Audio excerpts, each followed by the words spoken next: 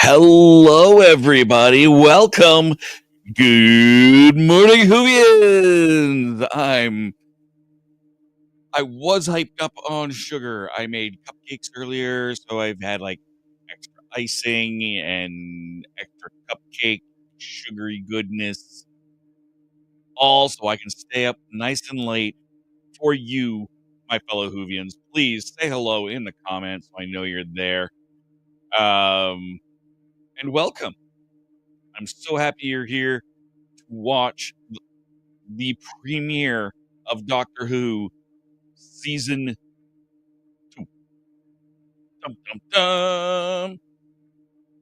dum. It's going to be dropping in about 10 minutes time.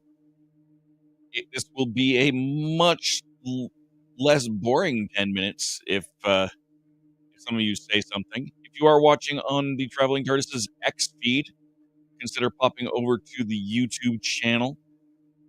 It is a little easier for you to make comments. You can technically comment on X, and I think it will let me see it, but it is way, way easier if you do so. Woo, that's not what I wanted. Way easier if you do it from there. Meanwhile, what I'm going to do is that we're going to do that, and I've got. Well, I'll just do a little bit of a preview of something I've been working on while we wait for that to drop here in 9 minutes time. Bring a second camera in.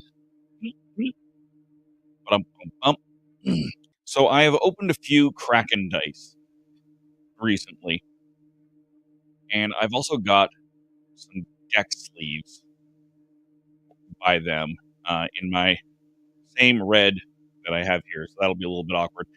But I figured to open these up, take a look, see what I think of these while we wait for Doctor Who to start. So I've oh, oops. Of course now I split that, which is what I was very much trying not to do. I've got some Star Wars Unlimited cards here, so I can sleeve those up. It's 100 sleeves split into 2 packs of 50, which is nice because you don't have to have all of them done at the same time. Pull that out. Ooh, I like that. It's got a nice texture to the back of it. It's not just the front of your usual poly sleeve, but I like that texture on the back. That's probably going to help with the with shuffling it. Pull a couple of these out. Just shuffled a couple of them just on their own. Oh yeah, that feels better just even like that. If I stack them, they don't immediately just slide all over the place. These are, quite honestly, some of the best sleeves I've come across in a long time. Yeah, so they're sitting on an actual slant. You can kind of see the seam of my table right here. A lot of things will just slide. These are not just slipping and sliding, which is kind of awesome. I love that. Meanwhile, we are sitting at T-minus 7 minutes, give or take a few seconds. And we'll get started with the watch party. Just as a reminder of how that's going to go, you will not be seeing the show here. Doctor Who will not be airing on your screen with me. No. You would like to not be shut down. So you're still going to log into your Disney Plus or your iPlayer if you're over in the UK. If you are, welcome. I'm going to mute myself. So again, we don't have a copyright strike from listening to my TV. We'll watch. We can keep talking in the comment section. I might say the odd thing out loud on here. We'll see. I try not to do that too much. I'm going to leave that subtle TARDIS background noise running just quiet in the background, just so you remember that we're still there. After the episode, we're going to take a couple of minutes break. Go do your business, grab a drink, and maybe we'll talk about it. It depends on how talkative you guys are by the end of the show. It is also very late for us North Americans. So if you're watching from over here, maybe you just want to go to bed. That's fine. None of my traveling TARDIS compatriots have been able to make it so far. And how well this episode does will very much depend on if we keep doing them overnight. Because overnight is, well, it sucks. I scared myself. My Disney Plus, apparently I had started Empire of Death. It's got the new season's header, but it said continue, and it said it was already in progress. And that was actually the Empire of Death episode. Whoops! That scared me more than a little bit. Still just showing it was only season 1 on here. Unsurprising. As we do still have 4 minutes left to go. So let's switch back to this view while we wait for the Doctor Who to come on. Pull out my Star Wars Unlimited. This was a deck I built only knowing a few things on it. If you really want to know more about it, there's other opportunities to learn that. But I figured I would sleeve these up while we go and just see how they feel, how they go. It is, sleeving is not the most entertaining. Hey, morning, Mark. Glad to have you in the comments. You are, of course, welcome to join us in the studio if you feel like it. But just having you in the chat is fabulous. I appreciate your existence, my good friend, and the fact that you are here. I'm just in the process, if you missed it, of sleeving some Star Wars Unlimited cards with some sleeves from Kraken Dice. So that's the company that I've been doing some of those box openings with. They've also got some deck sleeves, and they're some really nice sleeves. They've got some great texture. Honestly, they are sleeving really nicely. Like every now and then you get some sleeves that are like a pain. Same as usual. Cyborg, give me a sec here, Mark. I will get you that info.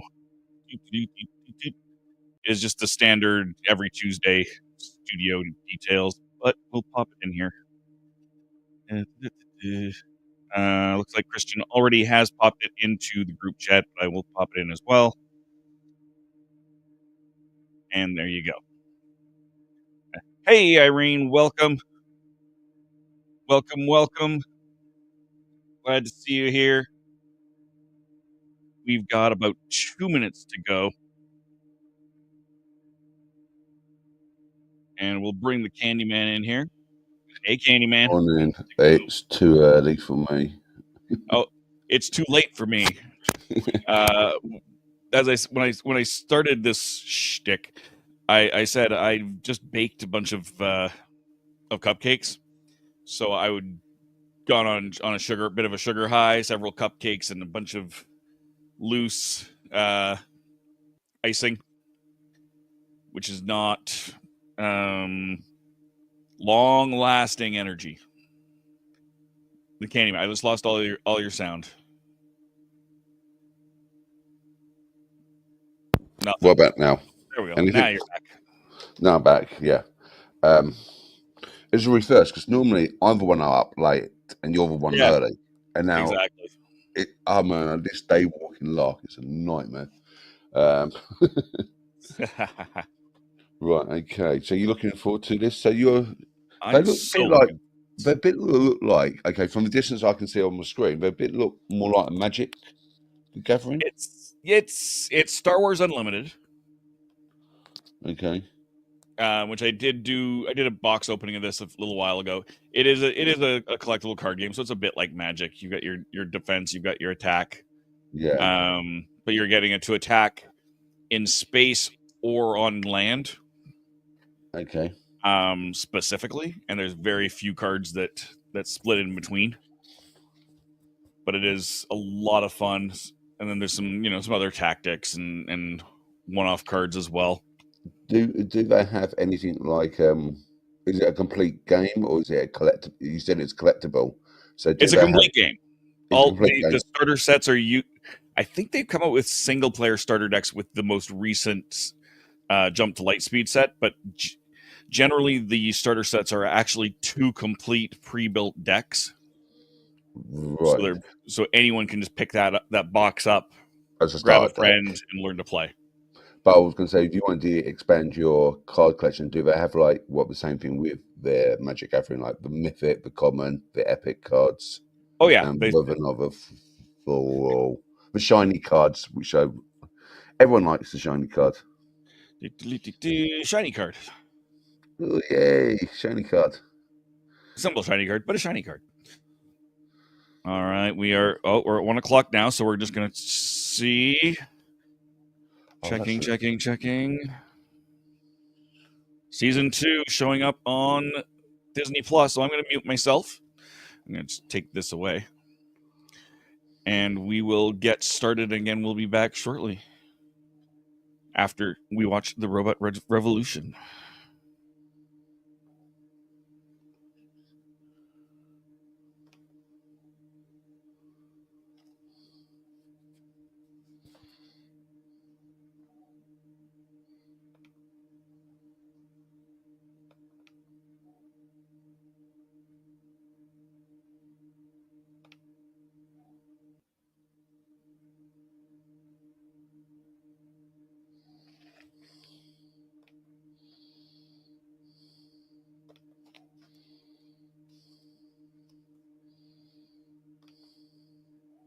Of course, it restarted when I moved it to my TV.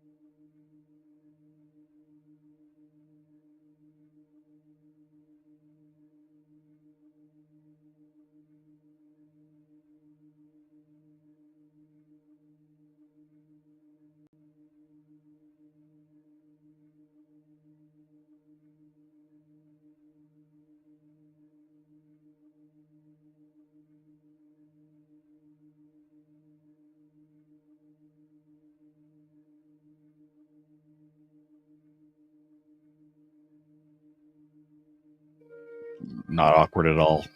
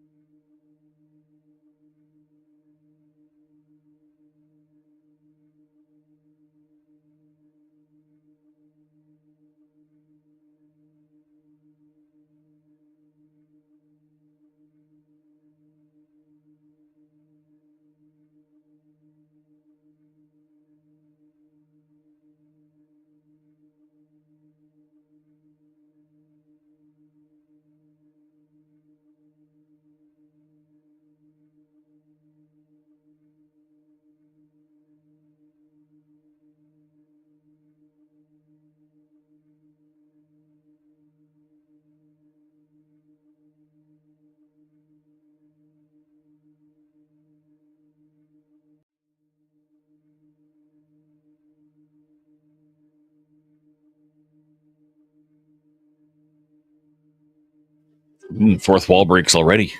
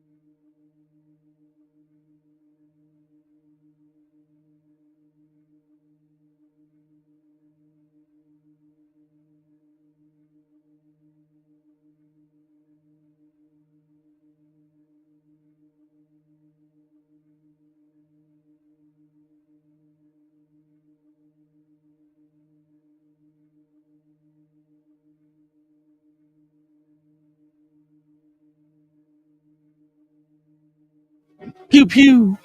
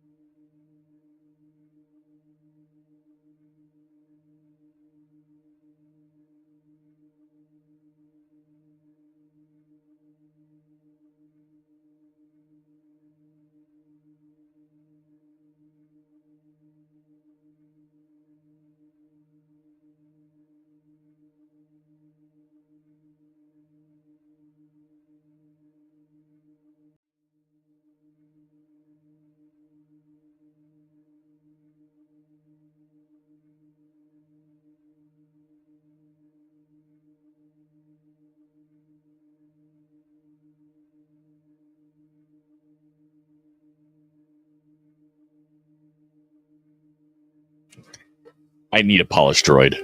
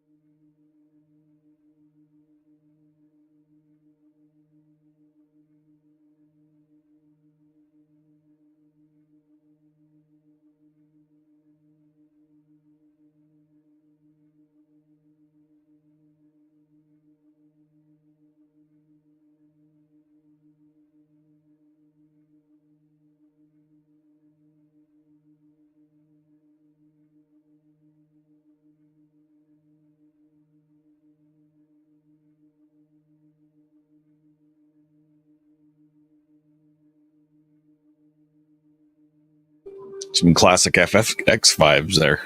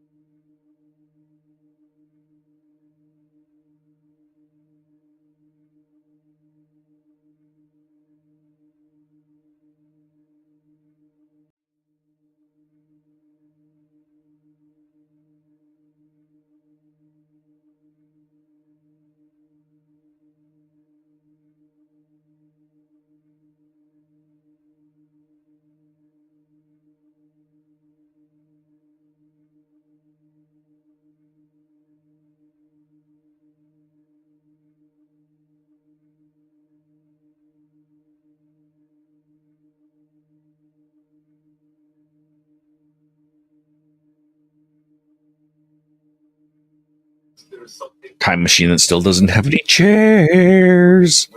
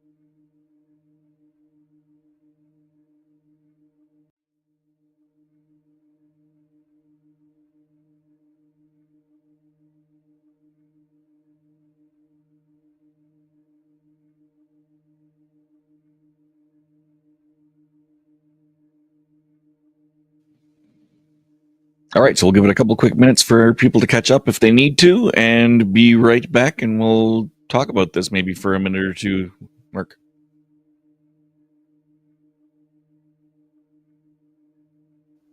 Yeah.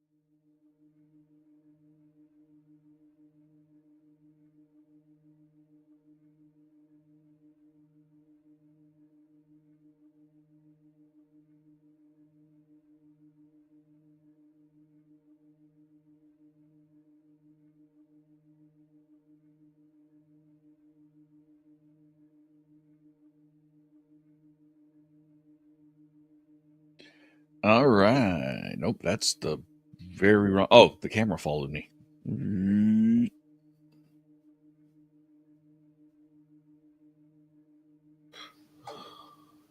Sit. Stay. Good camera.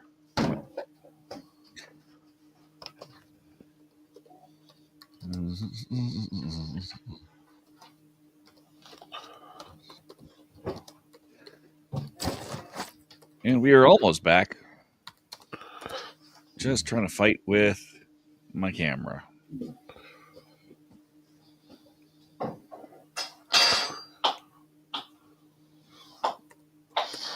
Sounds like Candyman is fighting his way through breakfast.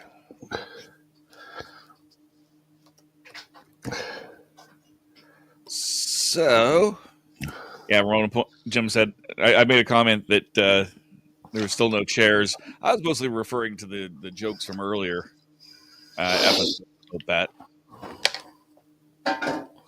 that. Yeah, and Ramona points out that 10 had some really beat up seating. I've actually seen one of those seats in person. They had some of his props and some of his TARDIS stuff at Time Fracture, and so I actually I didn't sit in it or anything, but I don't know what to think about this. Yeah, I don't know what I was watching. It was fast paced. It was a little bit all over the place. I think I liked it. It felt like episode one's editing bin. As in, like, what I mean by episode one, the Phantom Menace, how it was all shiny. It was like they're in a war, but it's all shiny. Yeah. Which is the same thing what happened with Star Wars Episode 1. Everything was so shiny and so thing. I don't know. I really don't know what to think of it. I might have to rewatch it again. I like the storyline. I think it was okay. It was a little bit suspect. And I think the 24th of May is probably when the episode ends. Is 24th of May a Saturday by any chance? Let's take a look. See, 24th of May is in fact a Saturday. It is one. So this is episode 1, 2, 3, 4, 5, 6, 7. It would be episode 7. And how many episodes are there? I think there's 8, Including today's? including today's. So Right, okay. and that would be, but if it's a 2-part finale, That would make sense. that would make a lot of sense. I have a feeling that the breakdown Easter egg people are going to be having a heyday Yes. with that last scene. Yeah. But you know that rocket which landed, that looked familiar. Yeah. And Did. yeah, that's what I mean. It was like, I've seen this before, but it's so shiny. Mm-hmm. And it just looked out of place. Do you reckon? Okay, this is just my theory. Do you reckon that special effects are getting too polished, that it's becoming not real? If you know what I mean? Yes, I agree. We've gone full circle from from practical effects and being a little cheesy but surprisingly good to entirely unrealistically computer generated. Yeah. And that's not a Doctor Who thing. That's a Yeah, that's what entertainment society thing. and that's what I was saying. It was like, it felt very, very much like Star Wars Episode 1. Yeah. As in the like how the designs were, and the it just felt like I wasn't watching Doctor Who for a little bit. It felt like I was watching like one of those Disney Star Wars episodes. Yeah. I can get that feeling. Had like the same sort of like clothing, had same sort of like the Star Wars theme to it, which was like, am I watching Doctor Who or am I watching Star Wars? Right. Especially if you watch a lot of these Disney Plus Star Wars episodes. I will say the polish robot definitely had that vibe. Yeah. And in a good way though. I mean I want one of those. Polish. I like that. It That split the reminds me difference of, between Star Wars and Red Dwarf. well, that polish will be like R2D2. Yeah. Beep, beep, beep, beep, beep. Yep. Okay. Or the little guys from Red Dwarf. Yes, the scutter droids. Yeah. Yeah. But even if you look, you know, when Al or Alan goes back into time and he shoots that guy, he's wearing typical Jedi outfit. Yeah. It was like the geese, the rings, the cloak. Did you spot that at all, or did that? I didn't notice it, but I wasn't looking for that. Ramona said shiny for the toy market. Yeah, no, you know what? I kind of had that same thought. If this was actually a Disney production, I would say 100% that's what that is. I will have to see if that's going to happen or not. Very gadget from Water of Mars. Thought it was funny. Yeah, see, I loved it. Mars. I thought it was an adorable robot. I thought it was great to have that little bit of humor. I think the only thing I didn't like was when it sucked up the little star diploma and it came out rolled up. That was a bit annoying. But I was like that. I was like, oh, why is it just basically rolling it up? But if you think about it, if it was polishing and had little rollers in it, it would have rolled up. It might have, yeah. Would have rolled it up in a different. It would have rolled it up the long way, not the opposite. It sucked it up the opposite from the way it rolled. Okay, but she did go. She did go from the back. She didn't just like pull it out. You know what I mean? She literally lifted the lid up. Yeah. So I will give that a pass. Okay. What other bits? There was a few I really liked, and I pulled my mic up and mentioned it. When the Doctor was kind of going through Belinda's life, when Belinda's life was flashing before his eyes, that felt very like 70s. We're talking I was gonna say 60s, 70s era effects in that. I really liked that. That was good. I did a like nice that. nod to the old stuff there. Mm. I like the what? Mrs. Flood fourth wall break of "you didn't see me here." It Yes. helped. It helped reinforce that something's weird with Mrs. Flood, which we already knew, but also that no, we're not next door to Ruby, right? Because they were next door neighbors previously. Well, now she's next door neighbors with To Belinda, Belinda. so that's something extra weird. Yeah. Well, what do you think? Do you think that they were in this episode the AI? Do you reckon they were the writers were having a dig at people using AI there? Oh, Because AI generator. almost certainly. And in fact, it misses words, and the fact that there was no. Did you notice? I didn't count his fingers. I didn't think to count the Mm, fingers, but his hands were out of proportion, and there was no feet okay. on Alan. Hello. I can't. I've got dyslexia. Trying to have mathematics and doing words, every Yeah. numbers and Well, I mean codes. that's the thing with AI art, right? It's often the proportions are wrong, and often the number of digits is wrong, Yeah. which is why I wanted to look at and see. And when I rewatch it, I will. Alan was definitely a creep. Yep. And you can kind of tell from the beginning, but it is interesting to see where this is going to go because it definitely set up a lot of stuff. Yeah. And I think it was better than last season's setups in that it wasn't as subtle. It was No. very obvious. We are setting something up here. Oi, pay attention. We are setting something up here.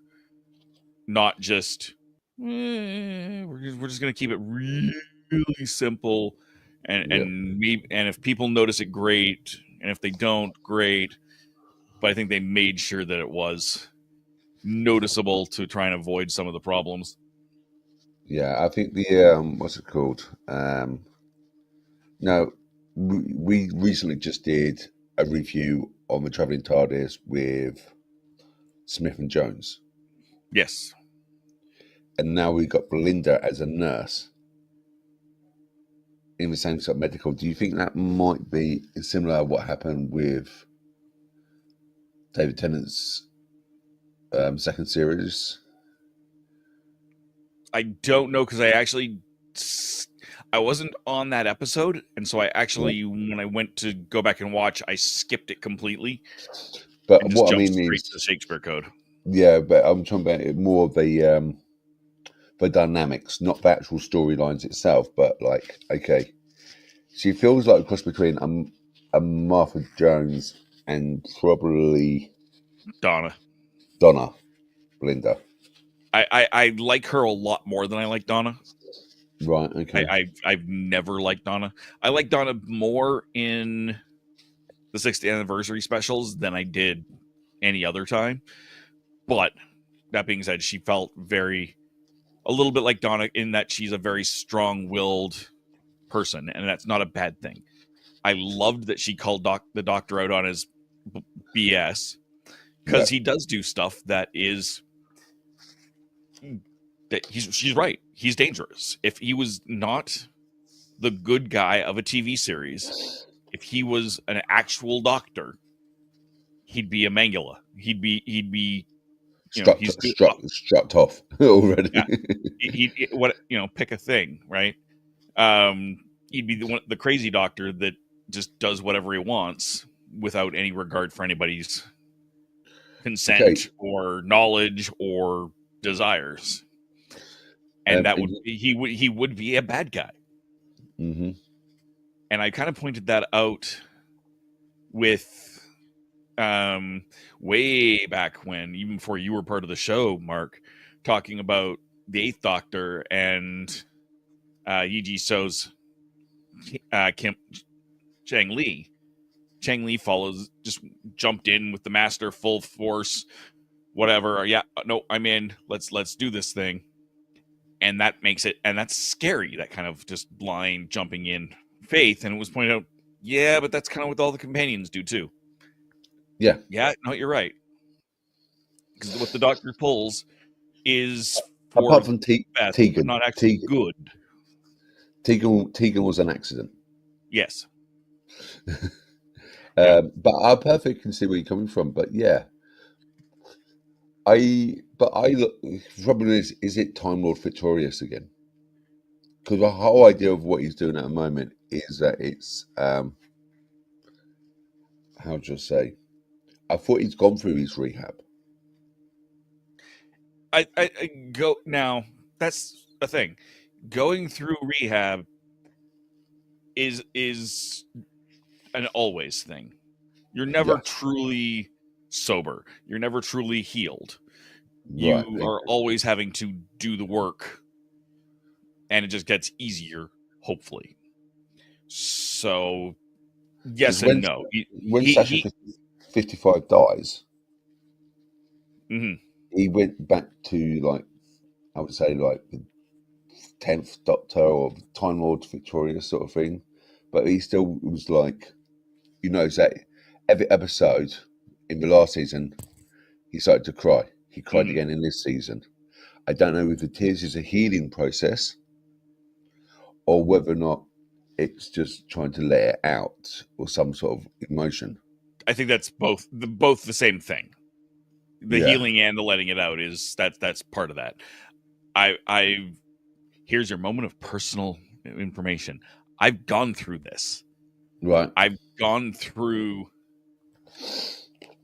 the healing point where you have no control over your own emotions.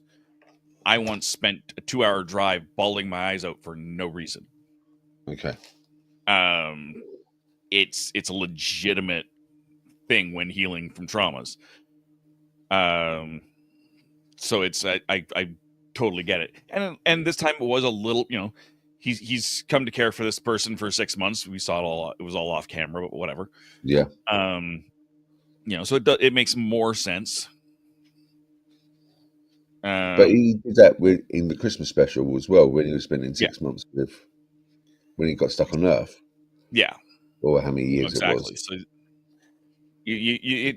we'll see what the non-fan boys have to say. They're going to hate most of this episode, I think. Just like the saying goes, the road to hell is paved with good intentions. The Doctor is the same way. Yes, that's entirely true, Jim. Yeah, I don't, like I said, I'm probably one of these typical fanboys about Doctor Who. I am. I love classic style. But I don't. It was like cross between watching Star Wars, Sarah Jane Adventures, and Doctor Who all mixed into one episode. Yeah. But at least Doctor Who is in there. Yeah. I've been in the process of reviewing the 13th Doctor's source book.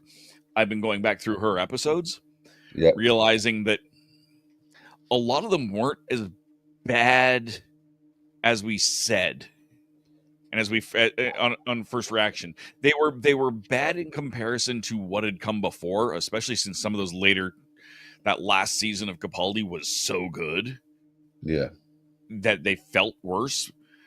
A lot of them missed the mark, and yes, some of the worst episodes ever are still in there. I still hate Orphan.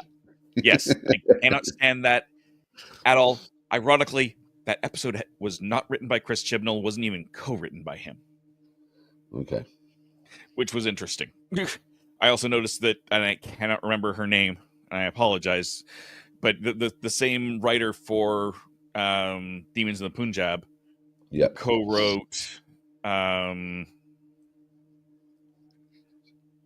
one of the other ones that I really enjoyed, and I can't remember which one it is now. See, I agree with you there. Like Demons of Punjab, it just missed the mark. That was almost like How I Want the Doctor. Like when she walked away. Spoilers, when she walked away from a certain scene right at the very end. Yeah. in that moment, I felt like she could be the Doctor, and then she just lost. From my point of view, okay, it was like, yes, you can be the Doctor. You know, when you had to make that difficult decisions.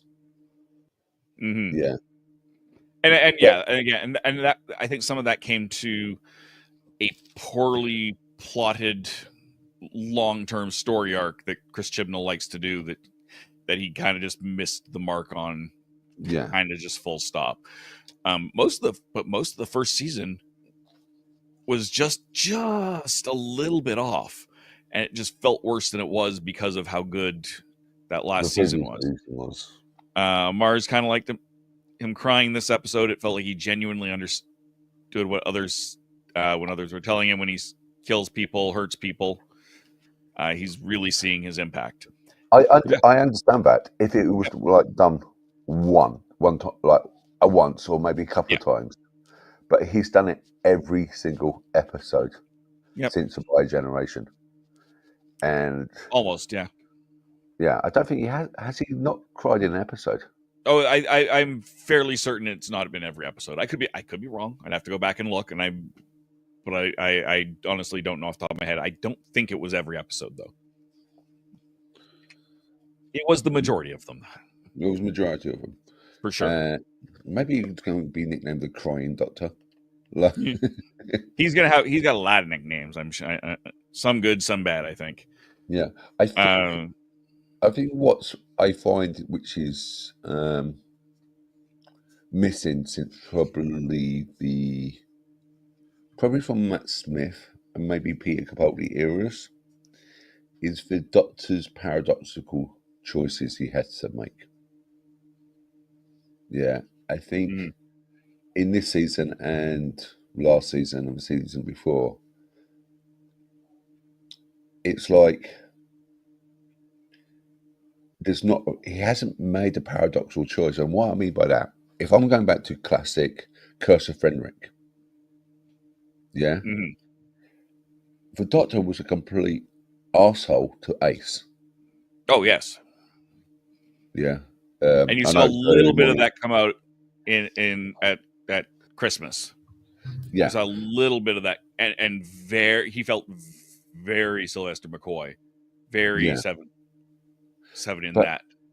what I mean is, like, he had to destroy his best friend's faith, yeah, or his companion's faith in him before he can delete that. That's a paradoxical decision.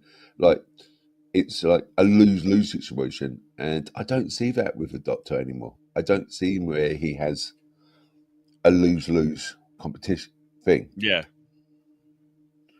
He just he just does it. You know what I mean? It's not like, okay, if I do this, I'm going to lose this. If I'm going to do this, I'm going to lose that. I think that might be what's missing from Yeah, that would be something for sure. like the stakes are not as high as they used to be. Yeah. Mars agrees the crying's overdone at this point, but if it only been done this episode and a couple others, it would have worked. Yeah, I can get behind that. I can get behind that argument. Certainly. yeah. So we are coming up on the 90-minute mark. Okay. No, I'm the Candyman, Mark. Yeah. Your breakfast is almost ready, and it's I can smell the sausages and the baked beans and yeah, and it's 2:15 in the morning for me. So, oh, and see, this is you what I get mean. I get it because it. 2:45 in the morning. It's just switched. Yep. I've got 2 shows today, Right. in the real world, not online world. So I think I'm going to call it for now. Okay. I think that's reasonable. A little after 4 a.m. here, so I'm going to say goodbye to you all. Good night, Jim. Thank you for joining us. Thank you for We'll see you again next week, I hope. People in North America who's been staying up to like 7 o'clock in the morning. Yes. Welcome to my world. Yeah, exactly.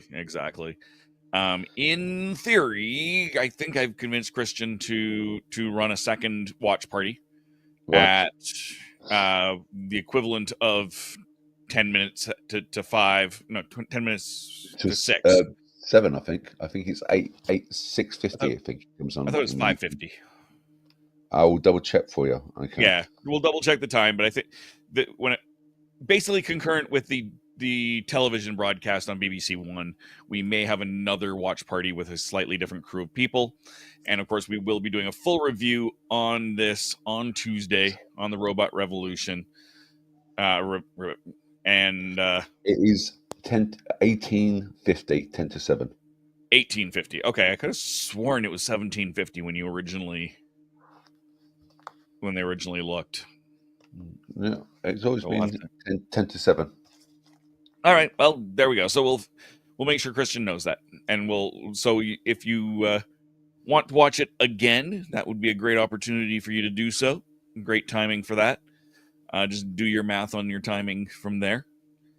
And other than that, okay, yep, that's 1850 British summertime. Just yes, in case people.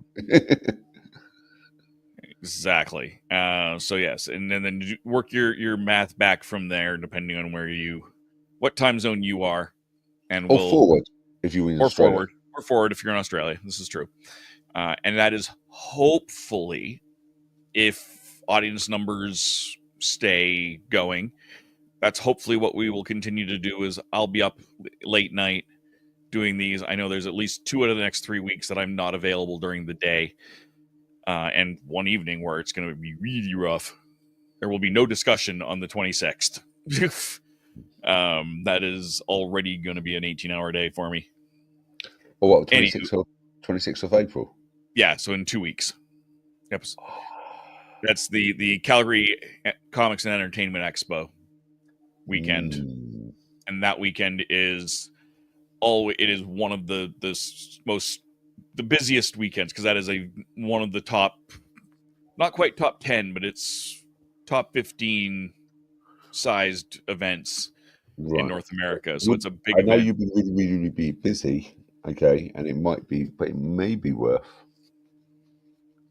I'll speak to you offline about something. All right. Sounds like a plan. In the meantime, Ramona, thank you.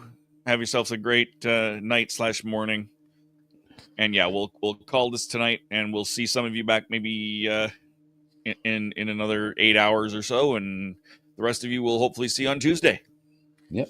See you later, guys. Have fun. Have a good one. Let's do the whole closing thing, because we should. I just have to hit the button. Where's the button? Where's the button? Do we have it set as an outro? We should have it set. We don't have it set as an outro video. You can't find the red button. You can't find the red button, can you, Dave? No, I can't find the button, but I'm going to change it so that I don't have to find the button anymore.